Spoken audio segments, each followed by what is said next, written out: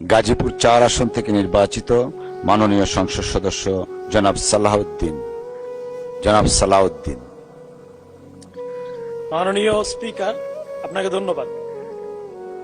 আমি গাজীপুর ৪ কাপাসিয়া উপজেলা স্বাস্থ্য কমপ্লেক্সের সম্প্রসারণ প্রসঙ্গে মাননীয় স্বাস্থ্য ও পরিবার কল্যাণ মন্ত্রীর দৃষ্টি আকর্ষণ করছি। কাপাসিয়া বিশাল জনপদ এবং ক্রমবর্ধমান জনসংখ্যার সুরক্ষা নিশ্চিত করতে বর্তমানে 50 শয্যা বিশিষ্ট স্বাস্থ্য কমপ্লেক্সটি একেবারেই অপ্রতুল। জনগণের ভোগান্তি লাঘব করতে এবং উন্নত চিকিৎসা সেবা দোরগোড়ায় পৌঁছে দিতে এটিকে 100 শয্যা বিশিষ্ট রূপান্তর করা অপরিহার্য হয়ে পড়েছে। মাননীয় স্পিকার, এছাড়াও আমাদের এই উপজেলা স্বাস্থ্য কেন্দ্রে এখন প্যারাসিটামল সিরাপ থেকে শুরু করে এক্স-রে ফিল্মের সংকট তীব্র। এই হাম টিকা না থাকার কারণে রোগীর সংখ্যা প্রতিনিয়ত বাড়ছে।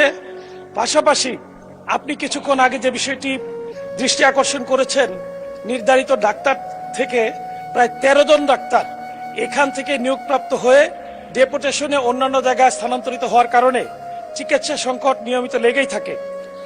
এই 50 শয্যা বিশিষ্ট হাসপাতালটিতে গড়ে প্রায় প্রতিদিন 106 জন রোগী নিয়মিত ভর্তি থাকে, যে কারণে হাসপাতালের নির্ধারিত এরিয়ার বাইরেও বিছানা করে চিকিৎসকদের বিশেষ সহযোগিতায় সেখানে রোগী দেখতে রাখতে হয়। এছাড়াও এই হাসপাতালের অ্যাম্বুলেন্সের 2টি অ্যাম্বুলেন্স থাকার কথা থাকলেও একটি অচল অ্যাম্বুলেন্স রয়েছে। সচল অ্যাম্বুলেন্স দেওয়ার জন্য আমি বিশেষ দাবি করছি। সম্মানিত স্বাস্থ্য ও পরিবার কল্যাণ মন্ত্রী আমাদের খুবই প্রতিবেশী হওয়ার কারণে তিনি ঈদের দিন কাপাসিয়া উপজেলা স্বাস্থ্যকেন্দ্র পরিদর্শন করেছেন। এজন্য আমি বিশ্বাস করি দ্রুতই এই সমস্যাগুলো সমাধানের ব্যাপারে সম্মানিত স্বাস্থ্য ও পরিবার কল্যাণ মন্ত্রী উদ্যোগ নেবেন ইনশাআল্লাহ। মাননীয় স্পিকার, আপনাকে ধন্যবাদ। ধন্যবাদ মাননীয় সদস্য।